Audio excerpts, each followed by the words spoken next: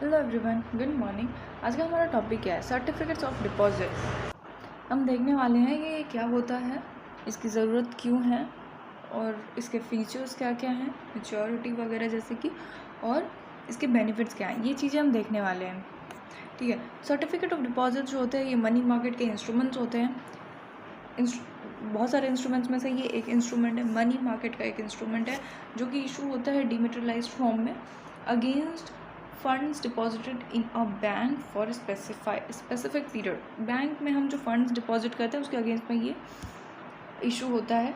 डीमेटेरियलाइज्ड form में होता है या फिर कह लो प्रॉमिसरी नोट के फॉर्म में होता है और स्पेसिफिक पीरियड के लिए होता है ये। ठीक है।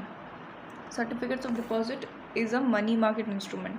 मनी मार्केट इंस्ट्रूमेंट हमने एक और देख रखा है पहले की वीडियो में, कॉमर्शियल पेपर होता है। ठीक है। मनी मार्केट क्या होता है हमने ये भी देख रखा है, तो उसके इंस्ट्रूमेंट्स देख रहे हैं हम। Certificate of deposit look something like this, देख सकते हो।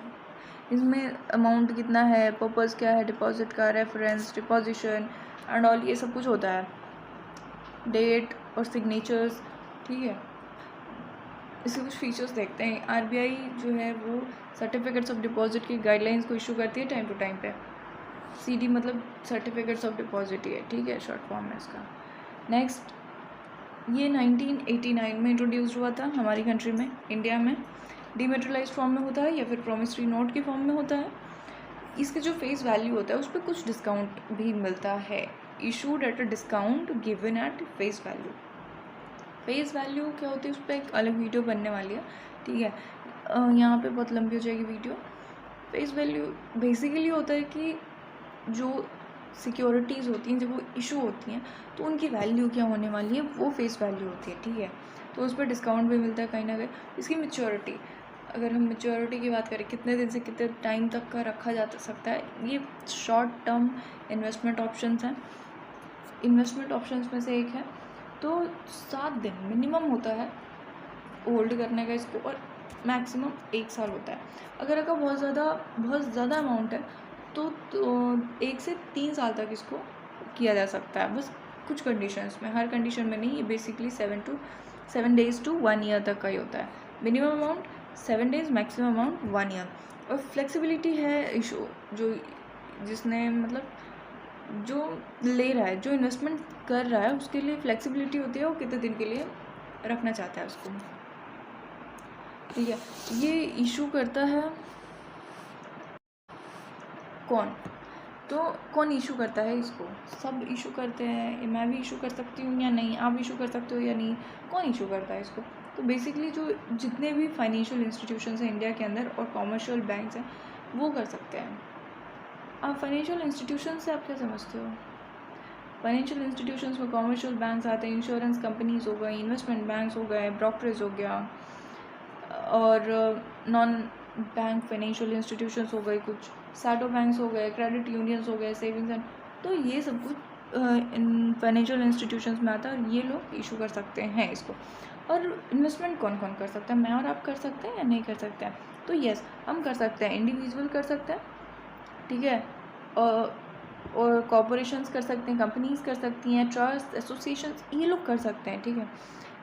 इशू कौन? इंडिविजुअल्स में से मैं और आप में कोई भी नहीं कर सकता। अगर किसी के पास अमाउंट है 1 लाख तो वो कर सकता है, क्योंकि इसकी बिगिनिंग जो है 1 लाख से होती है। ठीक है। अगर आपके पास 1 लाख रुपए है तो आप इसमें इन्वेस्ट कर सकते हो, उससे कम नहीं होता है। अगर आप 50,000 करना चाहो, 50,000, 20,000, तो ऐसा नहीं होगा। 1 लाख मिनिमम अमाउंट चाहिए इसके लिए। बैंक्स और फाइनेंशियल इंस्टीट्यूशंस जो होती हैं can't grant loans against CD.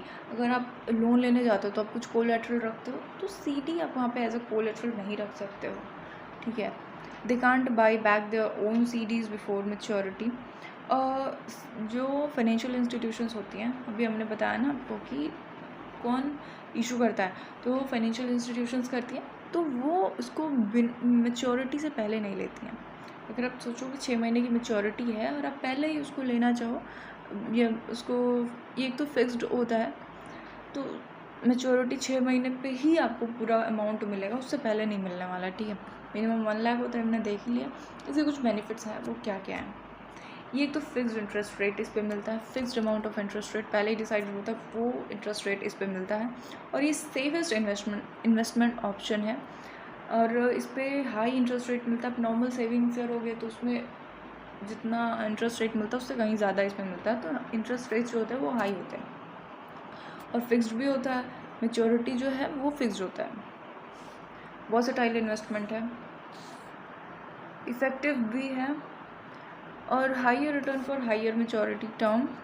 हमने अभी इसको डिस्कस करा पहले कि अगर आपकी हाइयर मैच्योरिटी है तो हाइयर रिटर्न मिलेगा। और अब हाइयर मैच्योरिटी कब होगी? जब आपके पास हाइयर अमाउंट है तो ये कुछ इसके बेनिफिट्स रहे। तो और ये शॉर्ट टर्म इन्वेस्टमेंट ऑप्शन होता है, लॉन्ग टर्म नहीं होता। शॉर्ट टर्म 1 साल तक के लिए मैक्सिमम है और उससे भी ज़्यादा 3 साल के लिए। लॉन्ग टर्म में 40 साल 50 साल तक का भी चला जाता है, ठीक है। तो ये 1 साल तक का है, इसे शॉर्ट टर्म में आता है। वाइड रेंज ऑफ चॉइसेस भी हैं इसमें और इसकी लिक्विडिटी लिमिटेड होती है। 1 लाख इसमें है, जैसे कि 1 लाख आपके पास मिनिमम अमाउंट होना चाहिए, उसके बाद मल्टीपल्स ऑफ लैक्स हो सकते हैं, ठीक है। तो मेरे साइड से इतना ही। Thank you and have a nice day. Bye.